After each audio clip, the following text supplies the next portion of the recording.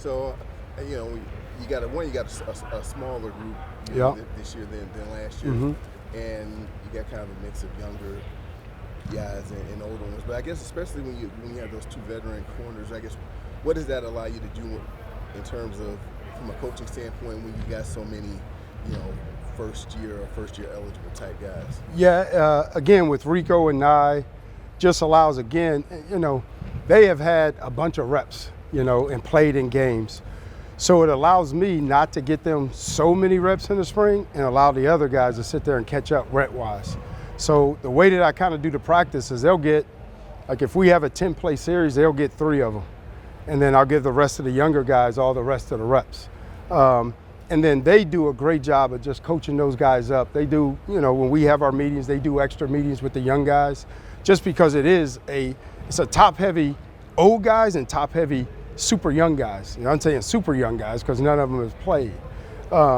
So just allows me in the spring to get those guys kind of caught up with a lot more reps. Luke had said that Rico looks bigger, stronger. Yeah. What have you seen that physical maturation and difference do for him on the field? Yeah, we challenged him at the end of the year of just making sure that he changed his body. Because, again, when you get that old, what do you challenge him on? Like, he knows all the defense. He knows how to play the game. So now you challenge him on different things and changing his body. So we challenged him on getting up to 190. We challenged him on getting his body fat down, which he did. And he did an excellent job swimming, you know, running on the underwater treadmill and all that stuff. And he changed his body, so he's bigger now. He looks bigger. I think it just gives him confidence now that he got the shoulder fix and everything to be able to tackle. Because that is the one thing, again, that I've challenged him on. Jamar Fletcher has talked to him about that, of being a small guy. If you want to go to the next level and succeed at the next level, you're going to have to be able to bring it. And you got to be able to tackle. And it was great for Jamar to sit there and talk to him just because he's a short guy and had to do the exact same thing. And you know how, if you guys know Jamar, he ain't lost of words. You know, he was like, I don't care if you hurt or shoulder or whatever. You gotta freaking tackle. You know, so, but those are the things I think with him changing his body gives him the confidence to be able to throw his body in there a little bit more. How did that whole thing with Jamar come about? Was he just in town, or did you guys know just from a historical standpoint, here's a smaller guy that you know, Rico could relate with?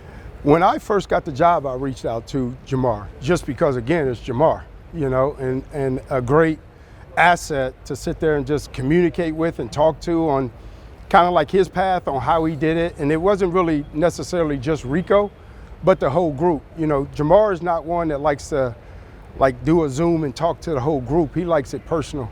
So he was like, hey, anytime the guys want to call me, have them call me. We'll connect somehow, some way. And that's kind of how it happened. We were talking with Luke about Emilio and his progress yesterday. Just what have you seen from him in terms of maybe where he ended last season to now and the confidence he's playing with? Yeah, the big thing with Emilio is discipline and consistency. And that's what I challenged him on. Very talented, and it had nothing to do with talent. It just has to be with the discipline and the consistency, and don't put too much pressure on yourself on wanting to get here real fast. And don't be result driven, just be process driven. So every single day, just get out there and get a little bit better. And those are the things that he's been doing. He's been doing a great job of getting himself better every day and just focusing on the process. Again, with young guys, it's always their eyes. The eyes get him in trouble, and that's the one thing that he had to work on is on his eyes, because he's not afraid to hit. He's got very good cover skills. We just got to work a little bit on the fine tune of being disciplined and consistent with his eyes. When Luke was talking about him yesterday, he said he's kind of naturally aggressive, and that paid off for him maybe in high school a little bit more than it does now. Is that kind of what you're talking about, that discipline, knowing when that shot's there? And that's all those young guys, him, Cairo, Jameer, like all of those guys in high school just stared in the backfield and go see ball, go get ball. It was that type of deal. Well, now on this level, there's a lot more things that you have to see. There's a lot of shifting and motion that's happening, and you get your eyes in trouble. So those are things, especially when you get a multitude of reps. When you go 1 or 2 reps, like you did before, you could probably hide it and get away with it. Now you're getting 40, 50 reps, and now it kind of shows a little bit more. But those are exactly the things that you just got to make sure that your eyes are in the right spot, especially at this position. Every position, but this position, your eyes get you in trouble more than anything. Coach Trussell had mentioned the necessity to create game-changing plays on defense. Yep. And when he said that, he was referencing the defensive line, but does that necessity extend to defensive backs, cornerbacks? Yeah, that's us as a whole defense. It's hard to win games on this level without takeaways and be in the plus of takeaways. Offenses are too good, and that's why we call them takeaways, because they're not going to give them to you. So it's not just interceptions also too, it's forcing fumbles. And the only way that you can do that is population to the ball and you have violent hands on the ball. So those are the things that we're concentrating on to make sure that our guys understand that, like, one guy shouldn't just make the tackle. It comes, it happens some of the times, but even if he does, he still has to have the ball on his mind. And that's the only way that that's going to happen is if you watch the NFL, they are intentional about punching at the ball. And those are things that we've concentrated on this spring that we have to make sure that we do to be successful and to have a top-tier defense. As far as Nigeria goes, he's got this court thing going on off to the side. I guess I'm wondering what's kind of stood out to you about just his approach and his focus as he's kind of had transition back. Yeah, transition back and kind of off to the side, kind of maybe worry about these other things. Yeah, Nye is super focused, and he's a hard worker. He's always worked hard. He's one of those guys that you kind of got to watch a little bit because he's only got one speed to go.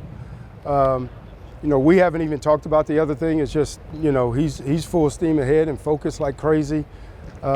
Great leader. I think finally now Nye has kind of gotten to the mode that, he can speak. He's a leader. I think, again, with transferring, it's always hard for the transfers to come in and just kind of, but now, again, this is a part of his room, and, you can see the leadership, in him growing like crazy. But super pleased with Nye. Nye, again, will only continue to get better. We've seen Latimer take a lot of those first-team reps Yeah. in that nickel spot. How do you feel about maybe developing some other guys in that role and seeing what Latimer can do after a little bit of experience there in his previous stops? Yeah, I love him. He's a dog. When they say dog, he is a Rottweiler with teeth, all right? And there's a difference. There's some guys that are Rottweilers without teeth, and that's just a big dog, right? He's a Rottweiler with teeth. That dude can go. He plays hard, plays physical. We had him at corner at the beginning of it, and we moved him into nickel. The other guy that's done a great job there and got even better is Owen Arnett. Watch the last couple of days, the last couple of practices. Owen has made plays, and competition only makes you better. And I will say this about Owen, and again, when we move Jameer there's a lot of times that players will get down. Owen's an older dude. He knows what's going on, been around. He grabbed Jameer and said, hey, if you need help, if you need anything, make sure you come to me. And to me, that's what Badgers are about. That's what this team is about, of guys like that who know that you're going to go from first team getting all those reps to second team, and then you go to the guy and you tell him. That's exactly what we're trying to build here. What about your first impressions of Jameer Scott, both positive and negative? Jameer, again, young dude, that, again, it's his eyes. Stares in the backfield. So those are all things that are kind of like universal for young guys, like I said earlier. But you look at him, he's very, very smooth. He does some things natural with his movement, and we call it the scooch technique, that there's some guys you got to teach that, and he just does it natural. Got good movement skills, and he ain't afraid. That's the one thing about these young guys. They are not afraid. They will sit there and just go, go, go. So he's very, very talented. He's going to continue to get better too. I love the young dudes. What about Hill? What's kind of stood out to you about Deani? Yeah, Deani Hill. Yeah, Deani's a hitter. That's the one thing about him is he ain't afraid of contact. And that's a lot of times when you kind of get the older corners, and sometimes they just want to cover and do those things. The dude loves to hit. And that's where, again, he's played a lot of football. He played at Marshall. He played at Miami. So there's a lot of knowledge of the game and football, and it is different here as far as what we asked them to sit there and do. So he's got to continue to catch up on that and just the culture of it. But, again, there's a lot of times, it's hard to sit there and get guys to go compared to hold them back. I'd rather have a dude I got to hold back than a guy I got to push, and you ain't got to push him because he will go. Well, you're obviously a veteran in the Mm-hmm. coaching world. Old. Long time. Well, I'm not saying that, but with all the changes that have happened in the Yeah. sport and for players in the last few years, has it become different or more challenging to form relationships with guys when the business side of it's coming in more and more? You know what? I really don't think so. Relationship is a relationship. And I think, again, it's the trust part of it, of telling the truth. And I think, time, consistency, and proof with the trust element of, being honest with them, being truthful with them, and being real with them, I think that is still a part of the relationship that will never change, depending on, again, it's just getting closer to, so the NFL, and I think Coach Fick does a great job with us of kind of keeping us out of that part of it, the business part of it, so we can focus on the relationship and the coaching, regardless of how much a guy makes. If you a coach and you upset that guys are making money or more than you, then that's your ego, in my opinion. But shoot, relationships are relationships, and it takes time. And I think that's our job as coaches, to build that relationship. It's not the kid's job. It's our job to build that relationship.